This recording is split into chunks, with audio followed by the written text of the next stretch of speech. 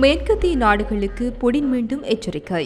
ரஷ்ய அதிபர் விளாடிமிர் புதினுடன் அஜித் தோவால் பேச்சுவார்த்தை. இன்னொரு விவாதம் தேவையில்லை, ஓட்டம் பிடித்தார் ட்ரம்ப்.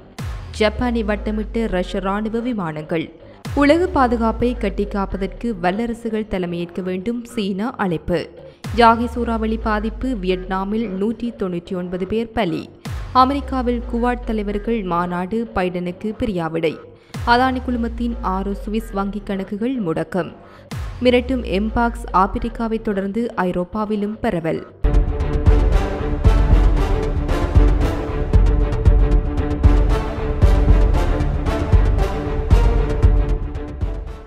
நீண்ட தூரம் சென்று தாக்கும் ஏவுகணைகளை பயன்படுத்தி தாக்குதல் நடத்த உக்ரைனை அனுமதித்தால் அது மேற்கத்திய நாடுகள் ரஷ்யாவுடன் நேரடியாக மோதுவதற்கு சமம் என ரஷ்ய அதிபர் புடின் கூறியுள்ளார். உக்ரைன் மீது நீண்ட நாட்களாக ரஷ்யா தாக்குதல் நடத்தி வருகின்றது. மேற்கத்திய நாடுகள் உதவியுடன் இதற்கு உக்ரைன் பதிலடி கொடுத்து வருகின்றது. இந்த சூழலில் இந்த போரை முடிவுக்கு கொண்டுவர ரஷ்யாவிற்குள் நீண்ட தூரம் சென்று தாக்கும் ஏவுகணைகளை வழங்கும்படி அமெரிக்கா மற்றும் மேற்கத்திய நாடுகளை உக்ரைன் அதிபர் ஜெலன்ஸ்கி வலியுறுத்தி வருகின்றார். இது தொடர்பாக புடின் கூறியதாவது, ரஷ்ய பிராந்தியங்கள் மீது ஆளில்லா ஏவுகணைகள் உள்ளிட்டவற்றை பயன்படுத்தி உக்ரைன் தாக்குதல் நடத்தி வருகின்றது. மேற்கத்திய நாடுகளின் ஆயுதங்களை வைத்து தாக்குதல் நடத்தும் திறன் உக்ரைன் ராணுவத்திற்கு கிடையாது. அவர்களால் முடியாது. இந்த ஏவுகணைகளை செயற்கைக்கோள் மூலமான உளவு தகவல்களை பெறாமல் பயன்படுத்த முடியாது. அந்த வசதிகள் உக்ரைனிடம் இல்லை. ஐரோப்பிய யூனியன், அமெரிக்கா அல்லது நேட்டோ செயற்கைக்கோள்களைத்தான் உக்ரைன் பயன்படுத்த வேண்டும். அடுத்ததாக இந்த ஏவுகணைகளுக்கு தேவையான சில அதிநவீன கருவிகள் நேட்டோ அமைப்பிடம் தான் உள்ளது. உக்ரைனிய வீரர்களால் பயன்படுத்த முடியாது. எனவே இதனை உக்ரைன் பயன்படுத்துகின்றதா இல்லையா என்ற கேள்வியை விட இந்த போரில் நேட்டோ படைகள் நேரடியாக ஈடுபடுகின்றதா அல்லது இல்லையா என்பதே முக்கியம். இந்த ஏவுகணைகளை உக்ரைன் பயன்படுத்த அனுமதித்தால் அது போரின் தன்மையை மாற்றும். அது நேட்டோ படைகள், அமெரிக்கா மற்றும் ஐரோப்பா நாடுகள் ரஷ்யாவுடன் நேரடியாக மோதுவதற்கு சமம். இதன் மூலம் எங்களுக்கு வரும் அச்சுறுத்தல்களுக்கு உரிய பதிலடியை கொடுப்போம், இவ்வாறு அவர் தெரிவித்துள்ளார்.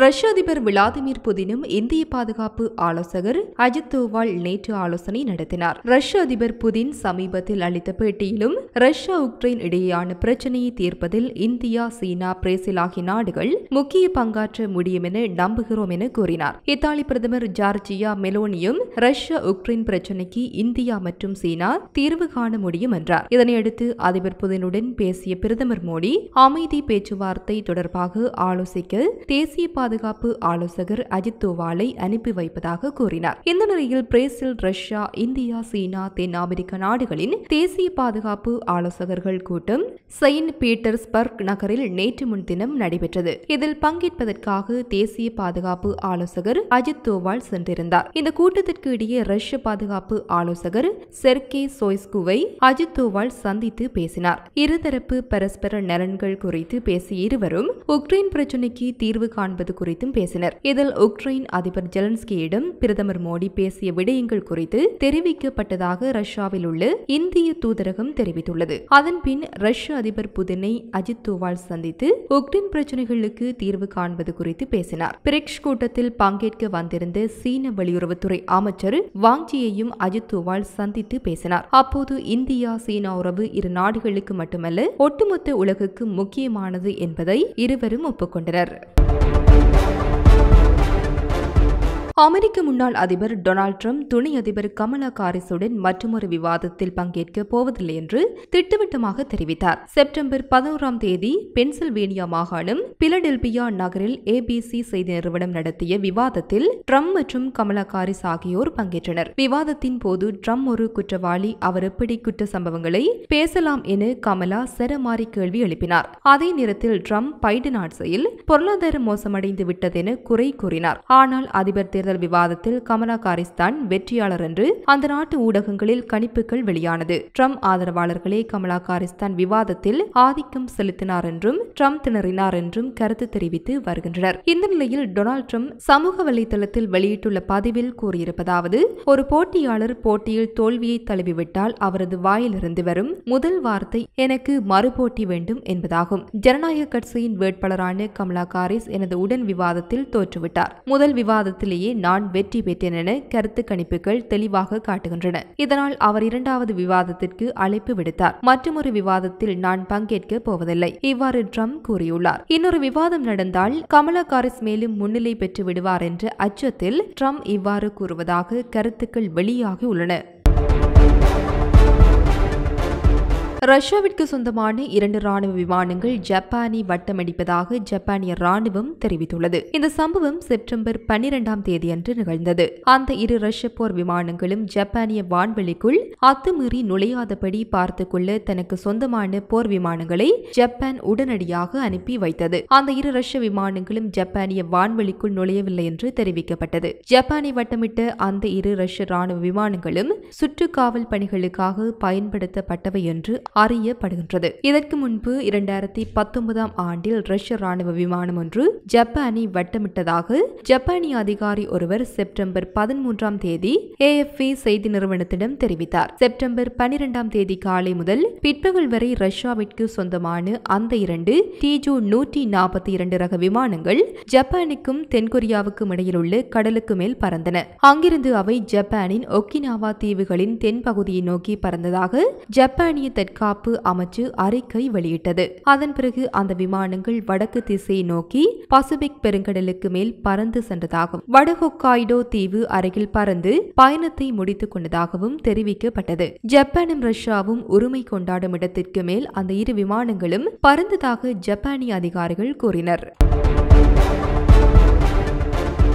சீனா அண்டை நாடுகளுடனான ராணுவ உறவுகளை மேம்படுத்தும் என்று அந்த நாட்டு தற்காப்பு அமைச்சர் கூறியுள்ளார். உலக பாதுகாப்பை கட்டிக்காப்பதற்கு வல்லரசுகள் தலைமையேற்க வேண்டும் என்றும் அவர் வலியுறுத்தினார். இருதரப்பின் இழப்புகளை மறுதரப்பில் லாபமாக கருதும் மனோபோக்கையும் சிறிய வலுவற்ற நாடுகளை துன்புறுத்தும் போக்கையும் வல்லரசுகள் கைவிட வேண்டும் என்று அவர் கூறினார். அமைச்சர் டோங் ஜூன் பெய்ஜிங்கில் நடைபெற்ற சீனாவின் வருடாந்த ராணுவ கருத்தரங்கில் உரையாற்றினார். இன்றைய உலகில் எந்த தரப்பும் வெறும் பார்வையாளராக மட்டும் செயல்பட இயலாது என்றார் அவர். பெரிய நாடுகள், சிறிய நாடுகள், வளர்ந்த நாடுகள், வளரும் நாடுகள் என அனைத்து உலக விவரங்களில் பங்கேற்கவும் தங்கள் தேவைகளை தெரிவிக்கவும் சமமான உரிமை வழங்கப்பட வேண்டும் என்று அமைச்சர் கூறினார். 90 நாடுகள், அனைத்துலக அமைப்புகளின் பிரதிநிதிகள் அந்த 3 நாள் கருத்தரங்கில் கலந்து கொண்டனர். வட்டார நாடுகளுடனான ராணுவ உறவுகளை சீனா மேம்படுத்திக் கொள்ளும் என்றும் வளரும் நாடுகளுடனான ராணுவ உறவுகளை விரிவுபடுத்தும் என்றும் அமைச்சர் டோங் குறிப்பிட்டார். வட்டார பதற்றத்துக்கு தீர்வு காண வட்டார நாடுகள் ஒன்றுபட்டு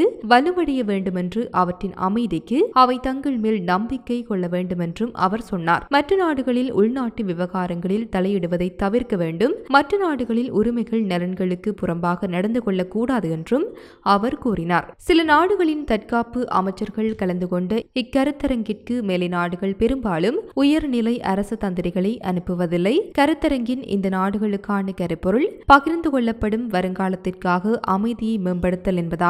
கருத்தரங்கு செப்டம்பர் 14ஆம் தேதி நிறைவடையும்.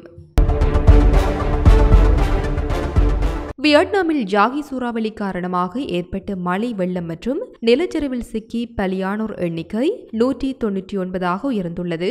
128 பேர் மாயமாகியுள்ளனர். தென்கிழக்கு ஆசிய நாடான வியட்நாமில் கடந்த 8ஆம் தேதி யாகி சூறாவளி புயல் கரையை கடந்தது. அப்போது மணிக்கு 149 கிலோமீட்டர் வேகத்தில் வீசிய காற்றால் பல இடங்களில் கனமழை பெய்தது. குறிப்பாக சாஃபாங், பூதோ உள்ளிட்ட பல்வேறு மாகாணங்களில் கனமழை கொட்டி தீர்த்தது. கடந்த 20 ஆண்டுகளில் இல்லாத அளவிற்கு பெய்த இந்த மழையால் பயிர்கள் பலத்த சேதம் அடைந்தன. இந்த நிலையில் நிலச்சரிவு மற்றும் வெள்ளத்தில் சிக்கி பலியானோர் எண்ணிக்கை 199ஆக அதிகரித்துள்ளது.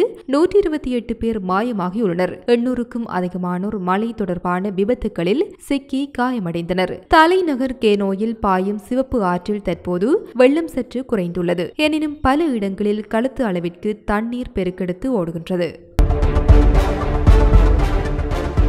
அமெரிக்காவில் 21இல் அதிபர் ஜோ பைடன் நடத்தவுள்ள குவாட் அமைப்பின் தலைவர்கள் மாநாடு மற்றும் பிரியாவிடை நிகழ்வில் பிரதமர் மோடி பங்கேற்க உள்ளதாக தகவல் வெளியாகியுள்ளது. அமெரிக்கா, ஆஸ்திரேலியா, இந்தியா, ஜப்பான் ஆகிய நாடுகள் இணைந்து குவாட் அமைப்பை ஏற்படுத்தியுள்ளன. இந்த அமைப்பின் தலைவர்கள் மாநாடு அமெரிக்காவில் ஜோ பைடனின் சொந்த ஊரான வில்மிங்டன் நகரில் டெலாப்ட்ரே என்ற இடத்தில் 21ஆம் தேதி நடைபெறுகிறது. இம்மாநாட்டில் பிரதமர் மோடி கலந்து கொள்ள உள்ளதாகவும் இத்துடன் அதிபர் ஜோ பைடனின் பதவிக்காலம் நிறைவடைவதால் பிரியாவிடை நிகழ்வும் நடக்க உள்ளதாகவும் தகவல் வெளியாகியுள்ளது. இதில் குவாட் அமைப்பில் உள்ள உறுப்பு நாட்டின் தலைவர்களும் பங்கேற்கின்றனர். சுவிஸ் வங்கிகளில் தொழிலதிபர் அதானி குழுமத்தின் $310 மில்லியன் மதிப்பிலான 6 வங்கி கணக்குகள் முடக்கப்பட்டதாக தகவல் வெளியாகியுள்ளது. அமெரிக்காவை சேர்ந்த ஹிண்டன்பர்க் ரிசர்ச் நிறுவனம் அதானி குழும நிறுவனங்கள் சந்தையை தவறாக கையாண்டு கணக்குகளில் மோசடிகள் செய்துள்ளதாக குற்றம் சாட்டி கடந்த ஜனவரியில் வெளியிட்ட அறிக்கை பங்கு சந்தையில் அதிர்வலையை ஏற்படுத்தியது.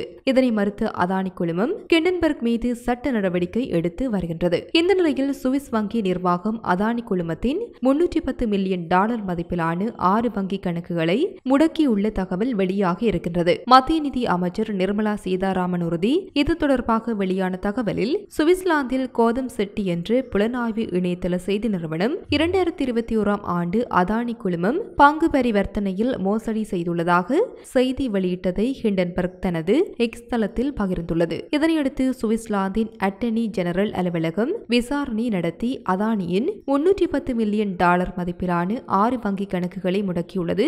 இவ்வாறு அந்த தகவலில் தெரிவிக்கப்பட்டுள்ளது. இதனை அதானி குழுமம் திட்டவட்டமாக மறுத்துள்ளது. சுவிஸ் வங்கி தொடர்பான செய்தியில் உண்மையில்லை என்று தெரிவித்துள்ளது. உலக நாடுகள் இப்போது எம்பாக்ஸ் வைரஸ் பரவாமல் இருக்க முன்னெச்சரிக்கை நடவடிக்கைகளை தீவிரப்படுத்தியுள்ளன.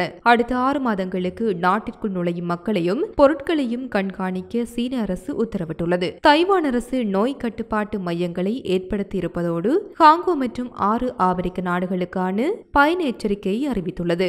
ஐக்கிய அரபு அமீரகத்திலிருந்து பாகிஸ்தானுக்கு வந்து நோயாளிகளில் வைரஸ் தொற்று இருப்பது கண்டறியப்பட்டதாக பாகிஸ்தான் அறிவித்துள்ளது. ஸ்வீடனில் ஒருவருக்கு எம்பாக்ஸ் தொற்று இருப்பது கண்டறியப்பட்டதே உலகை அச்சுறுத்தியுள்ளது. ஏனென்றால் ஐரோப்பிய கண்டத்தில் ஒருவருக்கு ஒரு தொற்று நோய் பரவினால் சர்வதேச அளவில் அது வேகமாக பரவும் என்பதால் அச்சம் அதிகரித்துள்ளது.